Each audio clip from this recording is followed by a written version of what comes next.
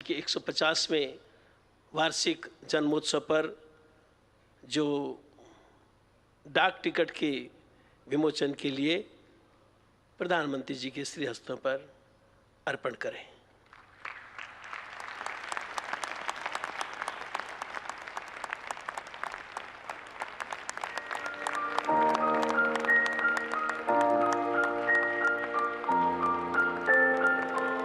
जय हो श्री प्रभुपाद की जय करो। साथ ही प्रभुपाद जी के 150वें जन्मोत्सव के उपलक्ष्य में प्रार्थना करना चाहूँगा श्रीमती मीनाक्षी लेखी जी को कि जो सुंदर स्मारक सिक्का बना है प्रभुपाद जी की, उसमें हमारे जन समर्पित करने के लिए प्रधानमंत्री जी के श्री हस्तों में भेंट करें। माननीय श्रीमती मीनाक्षी लेखी जी।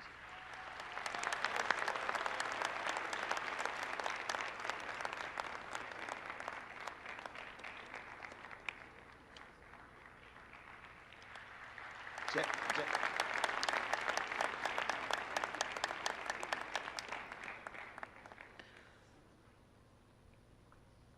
हमारे देश की बागडोर बहुत अच्छे हाथों में है और सिर्फ हमारे सनातन धर्म को मानने वाले ही उनसे प्रभावित नहीं हैं। अंतर्राष्ट्रीय ऑर्गेनाइजेशन ऑफ इस्लामिक एसोसिएशन भी उन्हें उनके इस कार्यों के लिए बहुत बार सम्मानित कर चुकी है। धार्मिक कार्यों के अलावा कश्मीर से कन्याकुमारी तक हाईवेज, वंदे मातरम जैसी फास्ट ट्रेन, गरीबों के लिए मकान, घर घर में शौचालय, स्वच्छ भारत अभियान। देखो, पहले हम कार में बस में बैठते मूंगफली या संतरे खाते थे, छिलके बाहर फेंक देते थे। आज कोई नहीं फेंकता, प्रधानमंत्री जी के इस भावना से। देश में बहुत से एयरपोर्ट्स, उज्ज्वला योजना के अंतर्गत घर घर में गैस कनेक्शन, समाज का जो सबसे निचले पायदान पर खड़े उपेक्षित वंचित लोग, उनको भी ऊपर उठाने के लिए जो हमारे माननीय प्रधानमंत्री जी कार्य कर रहे हैं, उनसे मैं प्रार्थना करना चाहूँगा, हमारी जो गौड़ीय भक्त जनता, कृष्ण भक्त जनता यहाँ पर उपस्थित है, उन्हें अपने हृदय के उद्गार व्यक्त करें। माननीय प्रधानमंत्री महोदय।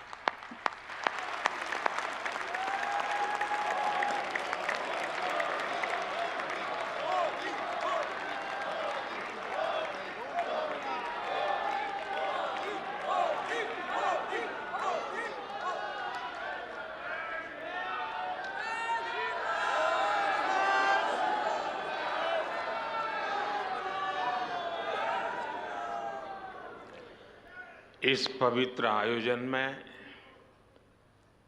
उपस्थित सभी पूज्य संतगण,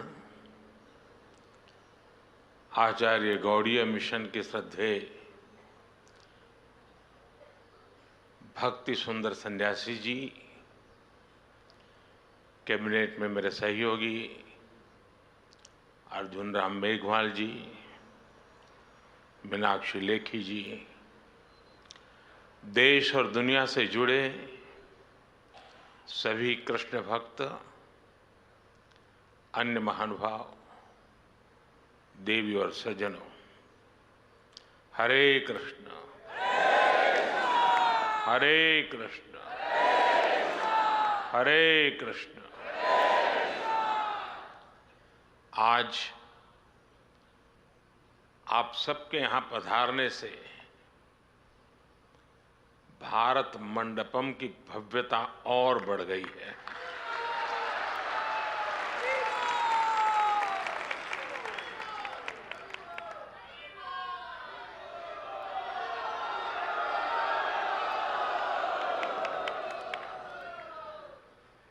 इस भवन का विचार भगवान बसवेश्वर के अनुभव मंडप से जुड़ा हुआ है। अनुभव मंडपम प्राचीन भारत में आध्यात्मिक विमर्शों का केंद्र था। अनुभव मंडपम जन कल्याण की भावनाओं और संकल्पों का ऊर्जा केंद्र था। आज श्रील भक्ति सिद्धांत सरस्वती गोस्वामी प्रभुपाद जी की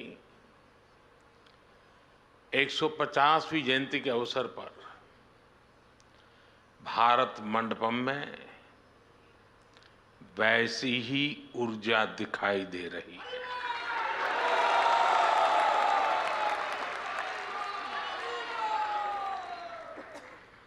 हमारी सोच भी थी कि ये भवन भारत के आधुनिक सामर्थ्य और प्राचीन मूल्यों दोनों का केंद्र बनना चाहिए।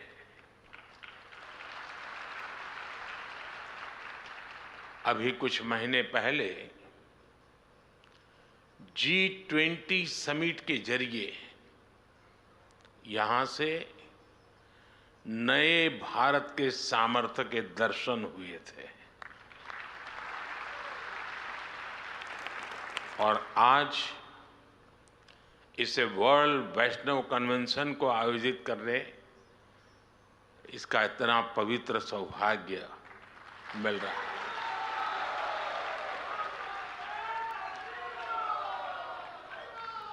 और यही तो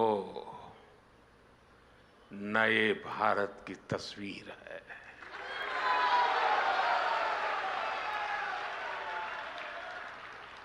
जहां विकास भी और विरासत भी दोनों का संगम है।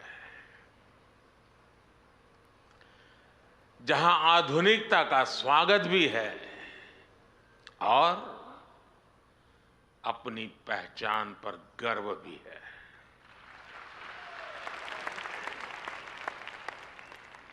ये मेरा सौभाग्य है कि इस पुण्य आयोजन में आप सब संतों के बीच यहां उपस्थित हो।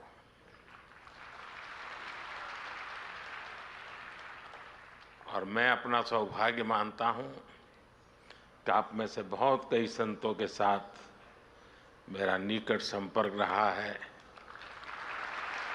मुझे अनेक बार आप सबका सानिध्य मिला है।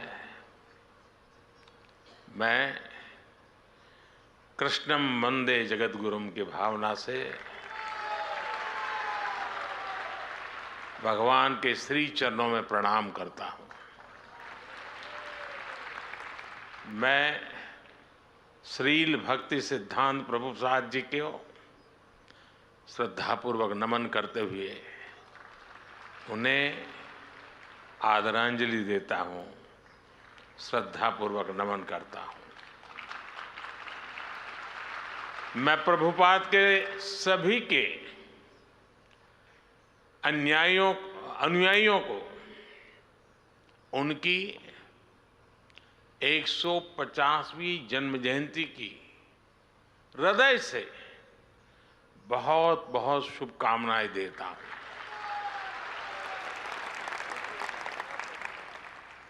आज इस अवसर पर मुझे श्रील प्रभुपाद जी की स्मृति में पोस्टल स्टैंप और स्मारक सिक्का जारी करने का सौभाग्य भी मिला और मैं इसके लिए भी आप सभी को बधाई देता हूं। पूज्य संतगण, प्रभुपाद गोस्वामी जी की 150वीं जयंती हम ऐसे समय मना रहे हैं जब कुछ ही दिन पहले भव्य राम मंदिर का सैकड़ों साल पुराना सपना पूरा हुआ है।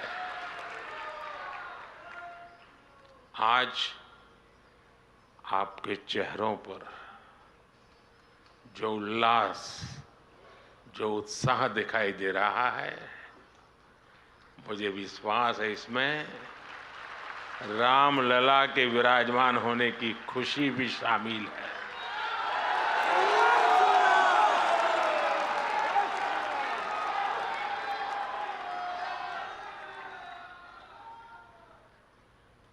इतना बड़ा महायज्ञ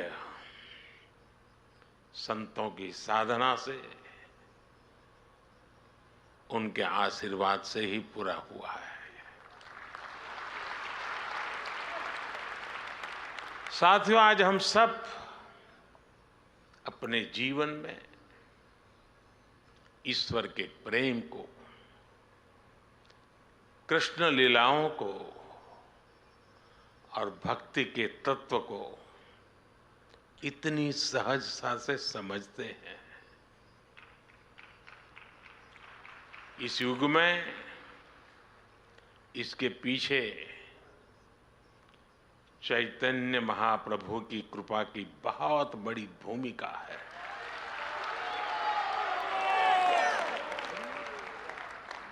चैतन्य महाप्रभु कृष्ण प्रेम के प्रतिमान थे। उन्होंने आध्यात्म और साधना को जन साधारण के लिए सुलभ बना दिया, सरल बना दिया। उन्होंने हमें बताया कि ईश्वर की प्राप्ति केवल संन्यास से ही नहीं, उल्लास से भी हो की जा सकती है।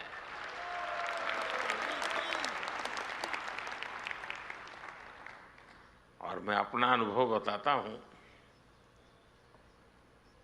मैं इस परंपराओं में पला बढ़ा इंसान हूं।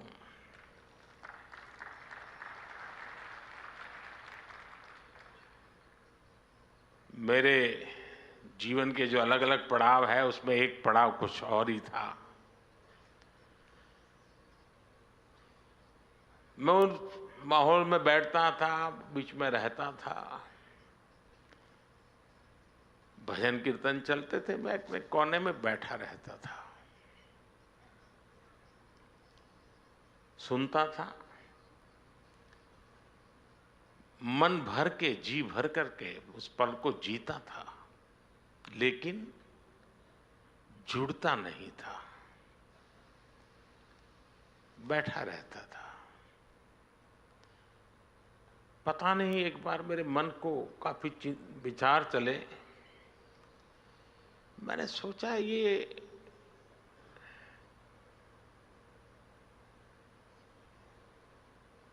दूरी किस चीज की है? वो क्या है जो मुझे रोक रहा है? जीता तो हूं, जुड़ता नहीं हूं। और उसके बाद जब मैं भजन कीर्तन में बैठने लगा तो खुद भी ताली बजाना, जुड़ जाना, और मैं देखता चला गया कि मैं उसमें रम गया था।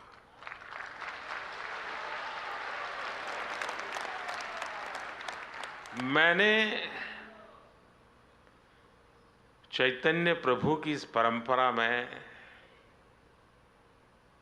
जो सामर्थ्य है, उसका साक्षात्कार किया हुआ है। और अभी जब आप कर रहे थे और मैं ताली बजाना शुरू हो गया, तो वहां लोगों को लग रहा है पीएम ताली बजा रहा है। पीएम ताली नहीं बजा रहा था, प्रभु भक्त ताली बजा रहा था।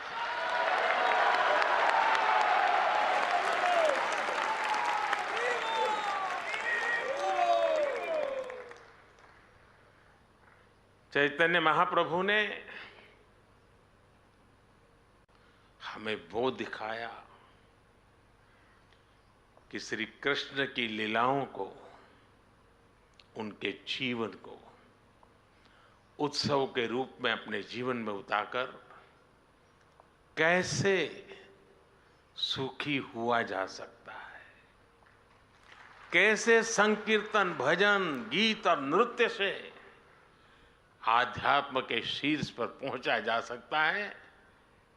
आज कितने ही साधक ये प्रत्यक्ष अनुभव कर रहे हैं, और जिसका अनुभव को आनंद होता है, मुझे उसका साक्षात्कार हुआ है।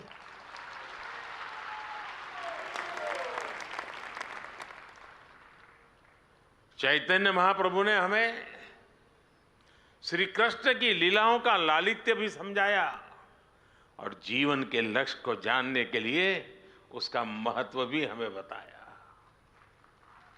इसलिए भक्तों में आज जैसी आस्था भागवत जैसे ग्रंथों के प्रति है, वैसा ही प्रेम चैतन्य चरितामृत और भक्तमाल के लिए भी है।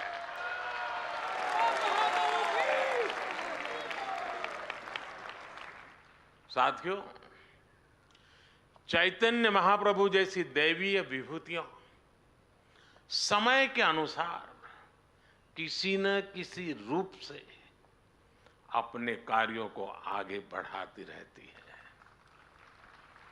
श्रील भक्ति सिद्धांत प्रभुपाद उन्हीं के संकल्पों की प्रतिमूर्ति थे। साधना से सिद्धि तक कैसे पहुंचा जाता है, अर्थ से परमार्थ तक की यात्रा कैसे होती है, श्री शील भक्ति सिद्धांत जी के जीवन में हमें पग पग पर ये देखने को मिलता है। 10 साल से कम उम्र में प्रभुपाद जी ने पूरी गीता कंठस्थ कर ली। किशोरावस्था में जो उन्होंने आधुनिक शिक्षा के साथ साथ संस्कृत, व्याकरण, वेद, वेदांगों में विद्वता हासिल कर ली। उन्होंने ज्योतिष गणित में सूर्य सिद्धांत जैसे ग्रंथों की व्याख्या की। सिद्धांत सरस्वती की उपाधि हासिल की। 24 वर्ष की उम्र में उन्होंने संस्कृत स्कूल भी खोल दिया। अपने जीवन में स्वामी जी ने 100 से अधिक किताबें लिखी, सैकड़ों लेख लिखे, लाखों लोगों को दिशा दिखाई। यानी एक प्रकार से ज्ञान मार्ग और भक्ति मार्ग दोनों का संतुलन जीवन व्यवस्था से जोड़ दिया। वैष्णव जन तो तेने कहिए, पीर पढ़ाई जाने रे। इस भजन से गांधी जी जिस वैष्णव भाव का गान करते थे, श्री प्रभुपाद स्वामी ने उस भाव को, अहिंसा और प्रेम के उस मानवीय संकल्प को देश विदेश में पहुंचाने का काम किया।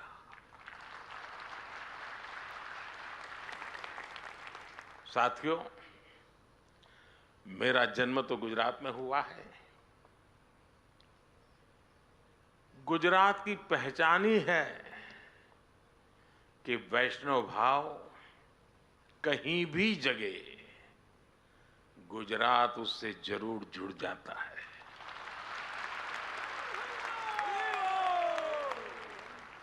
खुद भगवान कृष्ण मथुरा में अवतरित होते हैं, लेकिन अपनी लीलाओं का विस्तार देने के लिए वो द्वारिका आते हैं। मीराबाई जैसी महान कृष्ण भक्त राजस्थान में जन्म लेती हैं, लेकिन श्री कृष्ण से एकाकार होने वो गुजरात चली आती है। ऐसे कितने ही वैष्णव संत हैं जिनका गुजरात की धरती से, द्वारिका से विशेष नाता रहा है। गुजरात के संत कवि नरसिंह मेहता, उनकी भी जन्मभूमि है।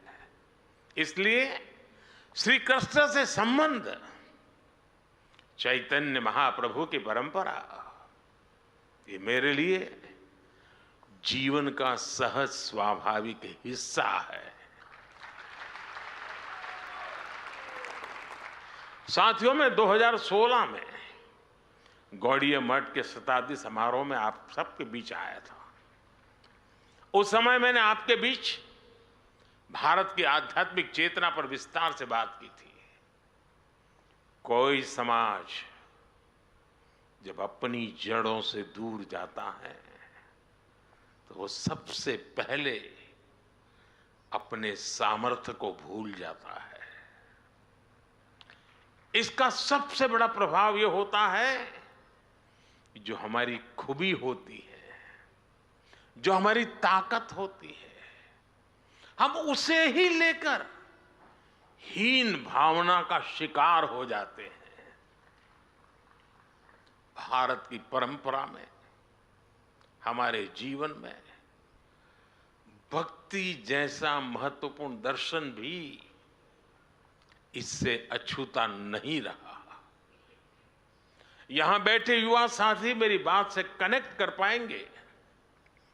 जब भक्ति की बात आती है तो कुछ लोग सोचते हैं कि भक्ति, तर्क और आधुनिकता ये विरोधाभासी बातें हैं, लेकिन असल में ईश्वर की भक्ति हमारे ऋषियों का दिया हुआ महान दर्शन है। भक्ति हताशा नहीं, आशा और आत्मविश्वास है।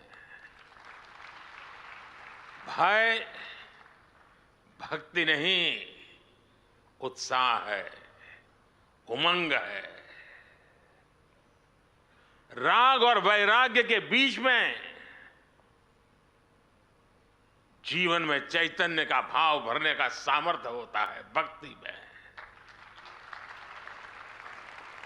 भक्ति वो है जिसे युद्ध के मैदान में खड़े श्री कृष्ण के गीता के 12वें अध्याय में महान योग बताते हैं, जिसकी ताकत से निराश हो चुके अर्जुन अन्याय के खिलाफ अपना गांडी उठा लेते हैं। इसलिए भक्ति पराभव नहीं, प्रभाव का संकल्प है। लेकिन साथियों, ये विजय हमें दूसरों पर नहीं, ये विजय हमें अपने ऊपर हासिल करनी है। हमें युद्ध भी अपने लिए नहीं, बल्कि धर्म क्षेत्र कुरुक्षेत्र की भावना से मानवता के लिए लड़ना है। और यही भावना हमारी संस्कृति में, हमारी रगों में रची बसी हुई है। इसलिए भारत कभी सीमाओं के विस्तार के लिए दूसरे देशों पर हमला करने नहीं गया। जो लोग इतने महान दर्शन से अपरिचित थे, जो उसे समझे नहीं, उनके वैचारिक हमलों ने कहीं न कहीं हमारे मानस को भी प्रभावित किया। लेकिन हम श्रील प्रभुपाद जैसे संतों के ऋणी हैं, जिन्होंने करोड़ों लोगों को पुनः सच के दर्शन कराए, उन्हें भक्ति की गौरव भावना से भर दिया।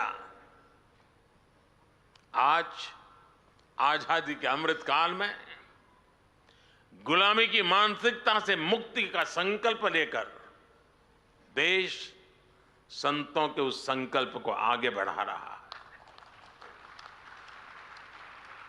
साथियों, यहां भक्ति मार्ग के इतने विद्वान संतगण बैठे हैं।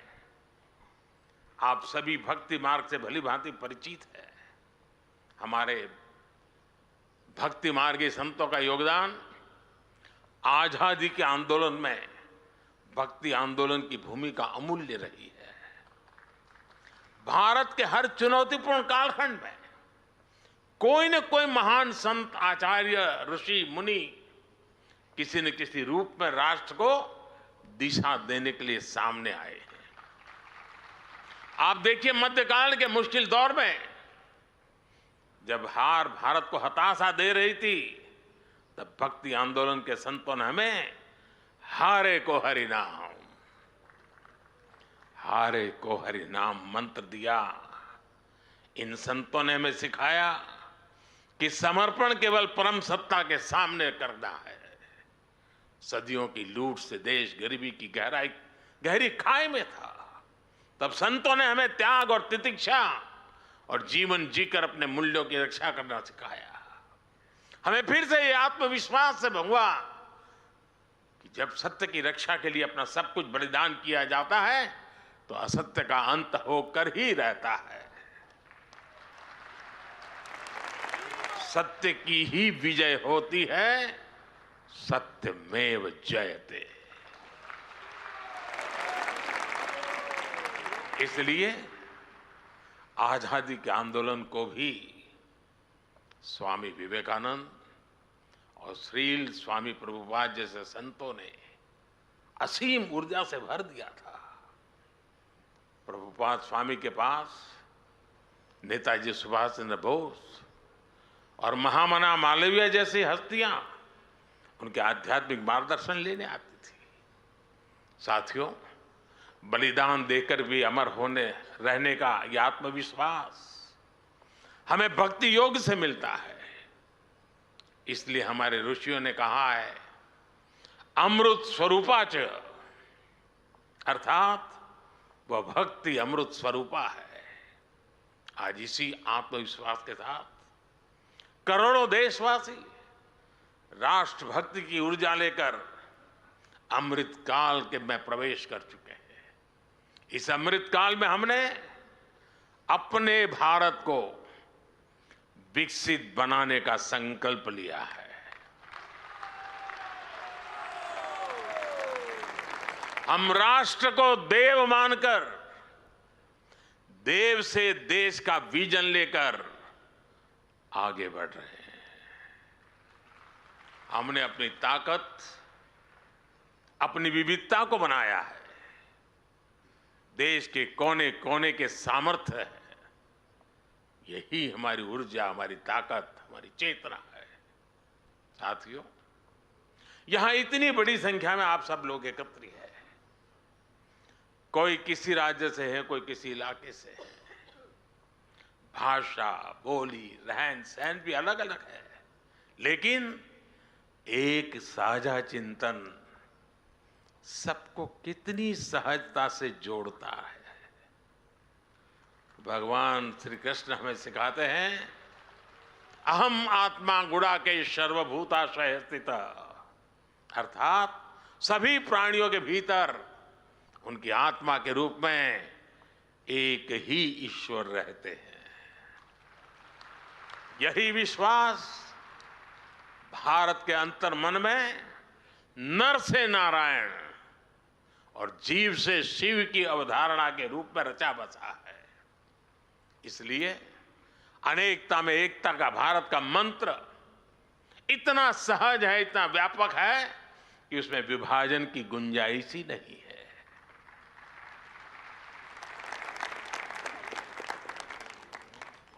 हम एक बार हरे कृष्ण बोलते हैं और एक दूसरे के दिलों से जुड़ जाते हैं।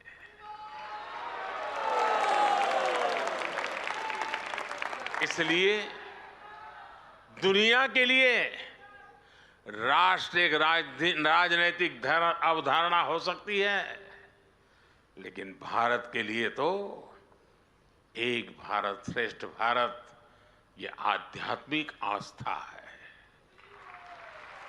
हमारे सामने खुद श्रील भक्ति सिद्धांत गोस्वामी का जीवन भी एक उदाहरण है। प्रभुपाद जी पुरी में जन्मे, उन्होंने दक्षिण के रामानुजाचार्य जी की परंपरा में दीक्षा ली और चैतन्य महाप्रभु की परंपरा को आगे बढ़ाया और अपनी इस आध्यात्मिक यात्रा का केंद्र बनाया बंगाल में स्थापित अपने मठ को। बंगाल की धरती में बात ही कुछ ऐसी है कि वहां से आध्यात्म और बौद्धिकता निरंतर ऊर्जा पाती है। ये बंगाल की ही धरती है जिसने हमें रामकृष्ण परमहंस जैसे संत दिए, स्वामी विवेकानंद जैसे राष्ट्र ऋषि दिए। इस धरती ने श्री अरविंद और श्री गुरुदेव रविंद्रनाथ टैगोर जैसे महापुरुष भी दिए, जिन्होंने संत भाव से राष्ट्रीय आंदोलन को आगे बढ़ाया। यही से राजा राम मोहन राय जैसे समाज सुधारक भी मिले। बंगाल चैतन्य महाप्रभु और प्रभुपाद जैसे उनके अनुयायियों की तो कर्मभूमि रही है। उनके प्रभाव से आज प्रेम और भक्ति की एक वैश्विक मूवमेंट बन गए हैं। साथियों, आज भारत की गति प्रगति की हर तरफ चर्चा हो रही है। आधुनिक इंफ्रास्ट्रक्चर में, हाईटेक सेवाओं में भारत विकसित देशों की बराबरी कर रहा है। कितनी ही फील्ड्स में हम बड़े बड़े देशों से आगे भी निकल रहे हैं। हमें लीडरशिप के रोल में देखा जा रहा है। लेकिन साथ ही आज भारत का योग भी पूरी दुनिया में घर घर पहुंच रहा है। हमारे आयुर्वेद और नेचुरोपैथी की तरफ विश्व का विश्वास और बढ़ता चला जा रहा है। तमाम देशों के प्रेसिडेंट और प्राइम मिनिस्टर आते हैं, डेलीगेट्स आते हैं, तो वो हमारे प्राचीन मंदिरों को देखने जाते हैं। इतनी जल्दी ये बदलाव आया कैसे? ये बदलाव आया कैसे? ये बदलाव आया है युवा ऊर्जा से। आज भारत का युवा बोध और शोध दोनों के साथ में लेकर के चलता है। हमारी नई पीढ़ी अब अपनी संस्कृति को पूरे गर्व से अपने माथे पर धारण करती है। आज का युवा स्पिरिचुअलिटी और स्टार्टअप्स दोनों की अहमियत समझता है, दोनों की काबिलियत रखता है। इसलिए हम देख रहे हैं, आज काशी हो या अयोध्या, तीर्थ स्थलों में जाने वालों में बहुत बड़ी संख्या हमारे युवाओं की होती है।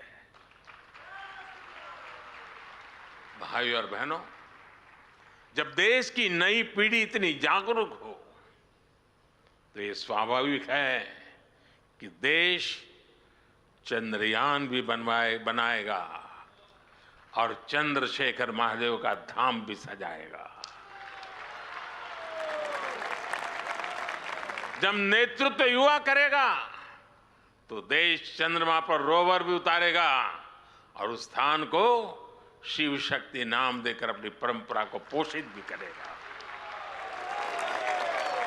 अब देश में वंदे भारत ट्रेन भी दौड़ेगी और वृंदावन, मथुरा, अयोध्या का कायाकल्प भी होगा।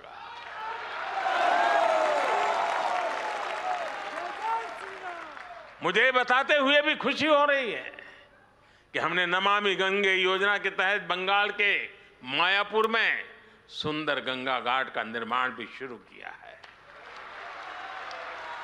साथियों, विकास और विरासत की ये हमारा कदम ताल 25 वर्षों के अमृत काल में ऐसे ही अनवरत चलने वाला है। संतों के आशीर्वाद से चलने वाला है। संतों के आशीर्वाद से हम विकसित भारत का निर्माण करेंगे और हमारा आध्यात्म पूरी मानवता के कल्याण का मार्ग प्रशस्त करेगा। इसी कामना के साथ आप सभी को हरे कृष्णा, हरे कृष्णा, हरे कृष्णा। बहुत बहुत धन्यवाद।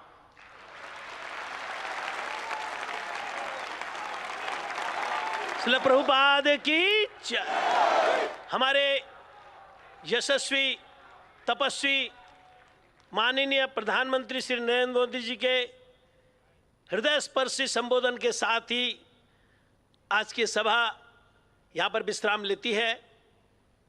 मैं आप सभी से प्रार्थना करना चाहूँगा कि जब हमारे माननीय प्रधानमंत्री जी इस सभागार से प्रस्थान करेंगे संकीर्तन, तो आप खड़े होकर संकीर्तन उनका संबोधन करेंगे और कोई भी अपनी जगह से आगे नहीं जाएगा। संकीर्तन चलता रहेगा, अपने अपने स्थान पर सभी लोग खड़े रहेंगे और उनका विदाई का जो दिव्य